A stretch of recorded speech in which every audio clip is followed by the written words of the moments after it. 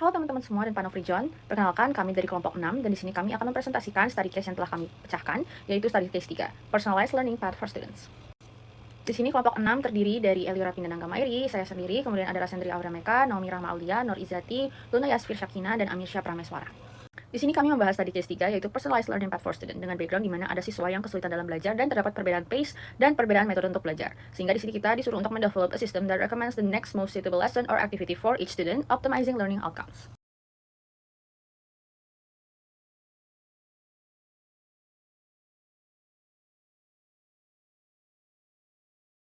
Efisien. Nah, untuk case ini kita membagi sebagian-sebagian tersebut menjadi 4 bagian. Yaitu yang pertama adalah student data processing. Apa sih student data processing ini? Berikut Jadi, adalah dalam deskripsi materi masalah dari tersebut, study yaitu case kami. modul yang sudah diselesaikan, riwayat aktivitas dipecah menjadi beberapa Applying four pillars of yang pertama adalah computational performance thinking modifier, to yang mana, personalized learning paths. Metrik ini mengkonversi data mentah menjadi nilai numerik yang mewakili kinerja masa lalu siswa. Yang kedua adalah velocity calculator, di mana modul ini menghitung kecepatan belajar siswa berdasarkan waktu yang dihabiskan dalam latihan untuk menyelesaikan belajar. Yang ketiga adalah preference aggregator, di sini seluruh riwayat interaksi dianalisis untuk membentuk profil preferensi siswa. Misalnya apakah lebih suka video atau latihan ataupun bacaan.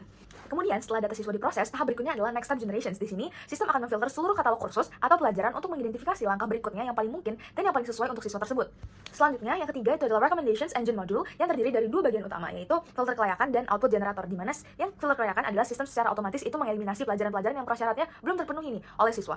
Jadi ini dilakukan dengan memanfaatkan grafik pengetahuan yang menghubungkan antar materi. Nah, untuk output generator, setelah itu sistem akan menghasilkan rekomendasi akhir berupa pelajaran atau aktivitas tindak lanjut yang paling sesuai dan yang paling memenuhi tujuan utama, yaitu memberikan rekomendasi pelajaran yang paling relevan dan personal. Nah, di tahap keempat atau tahap terakhir itu adalah curriculum mapping, di mana curriculum mapping ini dibagi jadi bagian-bagian lagi, yaitu yang pertama adalah prerequisite mapper sama content feature extractor, di mana prerequisite mapper sendiri adalah seluruh kurikulum diurai menjadi konsep-konsep pembelajaran diskrit dan hubungan ketergantungan antar konsep juga dipetakan, di mana ini penting banget agar sistem paham konsep apa yang harus dikuasai sebelum mengarah ke materi selanjutnya. Lalu yang kedua itu adalah content feature extractor, di mana semua atribut dari tiap pelajaran atau aktivitas individu itu juga diuraikan menjadi data objektif sehingga mesin atau sistem bisa mengidentifikasi karakteristik tiap topik secara detail. Recognition itu adalah mengenali pola yang berulang dari data atau masalah sehingga bisa digunakan untuk membuat keputusan otomatis. Dan di sini kita memiliki 4 problem statement. Yang pertama ada past performance, ada learning speed, pre-performance, dan yang terakhir ada mastery of prerequisite concept. Dari past performance itu dibagi menjadi 3, ada yang skor 60 di bawah 60%, di mana siswa cenderung masih kesulitan memahami materi sehingga butuh remedial. Yang kedua adalah skor 60-80%, di mana siswa hanya sebagian yang memahami sehingga butuh latihan tambahan. Dan yang ketiga ada skor yang di atas 80%, di mana siswa sudah paham dan bisa lanjut ke materi selanjutnya. Terus yang kedua adalah learning speed, di mana ada yang belajarnya lambat dan ada yang belajarnya cepat. Kalau misalkan lambat, dia butuh dukungan tambahan berupa ringkasan. Terus kalau misalkan dia cepat, bisa lanjut ke materi selanjutnya. Terus yang ketiga ada private formats, di mana siswa itu cara belajarnya beragam. Yang pertama ada dengan video, yang kedua dengan latihan soal, dan yang ketiga dengan preferensi bacaan. Dan yang terakhir itu ada mastery of a prerequisite concept, di mana ada yang belum menguasai prasyarat dan ada yang sudah menguasai. Kalau belum menguasai, sistemnya akan mengunci modul lanjutan. Kalau dia sudah menguasai, dia akan lanjut ke tahap rekomendasi sesuai skor dan kecepatan belajar. Recognition itu adalah mengenali pola yang berulang dari data atau masalah sehingga bisa digunakan untuk membuat keputusan otomatis. Dan di sini kita memiliki 4 problem statement. Yang pertama ada past performance, ada learning speed, pre-performance, dan yang terakhir ada mastery of prerequisite concept. Dari past performance itu dibagi menjadi 3, ada yang skor 60 di bawah 60%, di mana siswa cenderung masih kesulitan memahami materi sehingga butuh remedial. Yang kedua adalah skor 60-80%, di mana siswa hanya sebagian yang memahami sehingga butuh latihan tambahan. Dan yang ketiga ada skor yang di atas 80%, di mana siswa sudah paham dan bisa lanjut ke materi selanjutnya. Terus yang kedua adalah learning speed, di mana ada yang belajarnya lambat dan ada yang belajarnya cepat. Kalau misalkan lambat, dia butuh dukungan tambahan berupa ringkasan. Terus kalau misalkan dia cepat, bisa lanjut ke materi selanjutnya. Terus yang ketiga ada private formats, di mana siswa itu cara belajarnya beragam. Yang pertama ada dengan video, yang kedua dengan latihan soal, dan yang ketiga dengan preferensi bacaan. Dan yang terakhir itu ada mastery of a prerequisite concept, di mana ada yang belum menguasai prasyarat dan ada yang sudah menguasai. Kalau belum menguasai, sistemnya akan mengunci modul lanjutan. Kalau dia sudah menguasai, dia akan lanjut ke tahap rekomendasi sesuai skor dan kecepatan belajar. Recognition itu adalah mengenali pola yang berulang dari data atau masalah sehingga bisa digunakan untuk membuat keputusan otomatis. Dan di sini kita memiliki 4 problem statement. Yang pertama ada past performance, ada learning speed, pre-performance, dan yang terakhir ada mastery of prerequisite concept. Dari past performance itu dibagi menjadi 3, ada yang skor 60 di bawah 60%, di mana siswa cenderung masih kesulitan memahami materi sehingga butuh remedial. Yang kedua adalah skor 60-80%, di mana siswa hanya sebagian yang memahami sehingga butuh latihan tambahan. Dan yang ketiga ada skor yang di atas 80%, di mana siswa sudah paham dan bisa lanjut ke materi selanjutnya.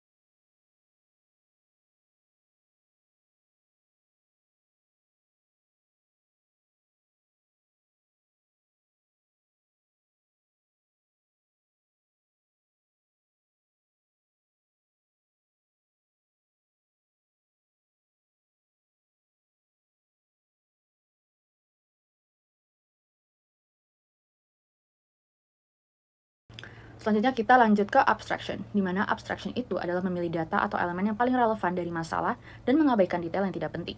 Dan di sini kita memiliki beberapa elemen-elemen yang lengkap, dari skor kuis, waktu rata-rata belajar, jumlah login per hari, jam belajar, lama membuka halaman materi, jenis perangkat, format konten yang paling sering dipilih, status penguasaan materi prasyarat, dan riwayat nilai dari mata kuliah lain. Dan di sini kita akan mengabstraksi atau mengurangi elemen-elemen yang tidak penting, sehingga di sini kita menyederhanakannya menjadi past performance, learning speed, dan pre-word formats, mastery of prerequisites concept. Selanjutnya kita lanjut ke abstraction, di mana abstraction itu adalah memilih data atau elemen yang paling relevan dari masalah dan mengabaikan detail yang tidak penting. Dan di sini kita memiliki.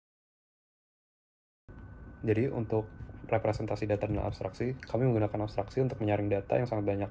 Tujuannya adalah menggunakan data minimum untuk menghasilkan rekomendasi yang efektif, dengan mengabaikan detail yang tidak penting seperti jam login atau jenis perangkat, dan berfokus pada 4 faktor inti, yaitu 1. Past performances, yaitu skor, untuk menentukan apakah siswa butuh remedial atau bisa lanjut. Lalu mastery, memastikan fondasi materi yang sudah kuat. Learning speed, untuk menyesuaikan tempo belajar siswa. Dan format, untuk menyesuaikan materi dengan gaya belajar siswa, seperti video, latihan, atau bacaan. Data yang sudah disederhanakan ini kemudian diolah, contohnya representasinya adalah format ringkas yang hanya mencantum skor, mastery, waktu, dan format seperti di kanan bawah. Flowchart ini menggambarkan bagaimana sistem pembelajaran adaptif bekerja untuk menyesuaikan proses belajar setiap siswa. Lihat dari flowchart, pertama saya menginput data siswa seperti skor hasil evaluasi, waktu belajar yang tersedia, preferensi gaya belajar, dan penguasaan materi prasyarat. Nah, setelah itu sistem akan memeriksa skor mahasiswa. Jika skor lebih dari 80, artinya siswa sudah menguasai materi dan bisa langsung lanjut ke modul berikutnya. Tetapi jika skor berada di antara 60 dan 80, siswa dianggap perlu latihan tambahan. Sedangkan kalau skor di bawah 60, siswa diminta untuk mengulangi modul. Untuk siswa yang perlu latihan tambahan, sistem akan menyesuaikan bentuk pembelajaran berdasarkan preferensi siswa, seperti mempelajari lewat video, bacaan, atau latihan langsung. Nah, setelah itu, sistem akan menilai apakah siswa sudah bisa belajar dengan cepat. Jika iya, siswa bisa lanjut ke modul berikutnya. Jika tidak, maka akan diarahkan untuk mengulang latihan atau ke preferensi yang berbeda. Sebelum menyelesaikan proses, sistem juga memeriksa apakah siswa sudah menguasai prasyarat materi berikut. Jika sudah, proses akan berakhir. Jika belum, maka siswa akan diarahkan untuk mengulang sampai benar-benar bisa menguasai.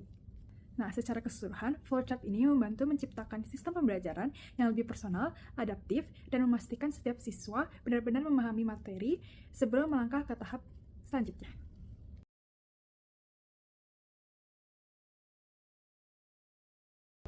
Saya akan menjelaskan bagian pseudocode pada presentasi ini. Yang pertama, pseudocode berjudul Learning Pad Mini dimulai dengan membaca data input siswa. Yang kedua, skor, preferensi format atau seperti foto, video, latihan atau bacaan, dan status penguasaan prasyarat. Proses diawali dengan cek skor. Jika siswa di atas 80, sistem langsung melompat ke cek prereq. Jika skor berada di antara 60 dan 80, siswa diarahkan ke bagian additional practice atau latihan tambahan. Siswa dengan skor 60 atau di bawahnya akan diarahkan untuk mengulang modul atau loop modul. Pada additional practice, siswa menerima materi latihan sesuai preferensi format mereka. Di sini, sistem juga memeriksa kecepatan penyelesaian atau speed of completion. Jika cepat, siswa melanjutkan ke cek prereq. Jika lambat, mereka diminta mengulangi latihan tambahan. Terakhir, cek prereq menentukan apakah siswa dapat finish dan menerima rekomendasi modul lanjutan, atau jika prasyaratnya true. Atau harus mengulangi modul atau loop modul jika prasyaratnya belum terpenuhi. Modul yang diulang akan kembali ke awal modul untuk penguatan. Terkait analisis algoritma. Nah, tujuan kita menggunakan algoritma berdasarkan case study yang telah kita ambil nomor 3. Nah, tujuannya untuk menentukan rekomendasi jalur belajar siswa berdasarkan nilai atau skor pembelajaran, kecepatan belajar, preferensi format belajar, dan penguasaan materi prasyarat.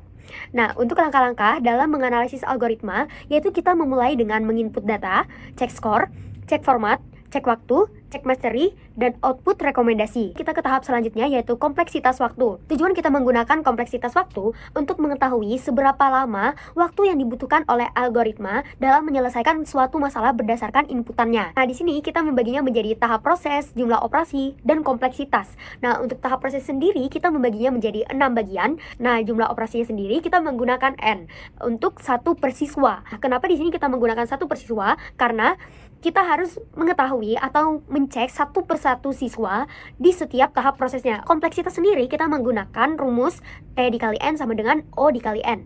T sendiri adalah jumlah langkah yang dibutuhkan algoritma. Di sini kenapa menjadi O? Karena O untuk menunjukkan laju pertumbuhannya, di mana setiap siswa akan diproses satu kali dengan operasi konstan, sehingga waktu eksekusi bertambah secara linear terhadap jumlah siswa. Oleh karena itu, kita menggunakan kompleksitasnya yaitu O dikali N, di mana N itu sendiri adalah jumlah data atau input yang diproses, dan N-nya adalah 1 karena jumlah operasinya adalah 1 per siswa. Nah, di slide ini kita memproyeksikan case study kita menjadi 2 bagian. Untuk yang pertama yaitu kasus terbaik atau best case.